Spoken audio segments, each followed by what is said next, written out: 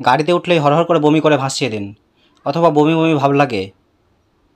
গাড়ির ভেতরে আবদ্ধ বা ভাবসা ভাব থাকলে বমির সমস্যা আরও বাড়ে।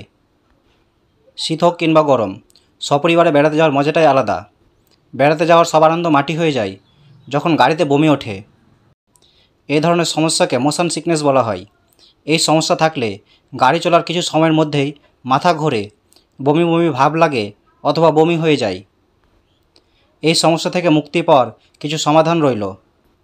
যাত্রাপথ বেশি দীর্ঘ হলে রাস্তায় মাঝে মধ্যে বিরতি নিতে হবে। যাত্রার শুরুতে হালকা খাবার খাওয়া যেতে পারে, পেট ভর্তি করে বা একেবারে খালি পেটে যাওয়া যাবে না। দুটোই বমি বমি ভাব বাড়িয়ে দিতে পারে। মোশন সিকনেসের অস্বস্তিকর অনুভূতি থেকে মনোযোগ সরানোর জন্য কারো সঙ্গে গল্প করুন অথবা গান শুনুন। প্রকৃতির বা বাইরের সৌন্দর্য উপভোগ করুন জানালা দিয়ে। অন্যদিকে মন থাকলে মোশন সিকনেস কিছুটা কমে।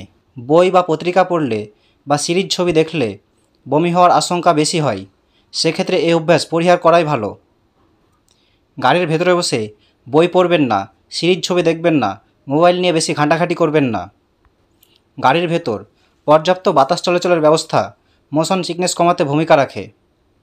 তাই বমি ভাব লাগলে এসি বন্ধ করে জানালা খুলে দিলেও ভালো লাগবে। কিছুক্ষণ চোখ বন্ধ করে পাশের কারো কাঁধে বা কোলে মাথা রেখে শুতে পারেন। সেই রকম অবস্থায় চোখ বন্ধ করে থাকলেও কিছুটা উপকার আসে। বেশ কিছু ওষুধ আছে যা এই সমস্যায় বেশ কার্যকর।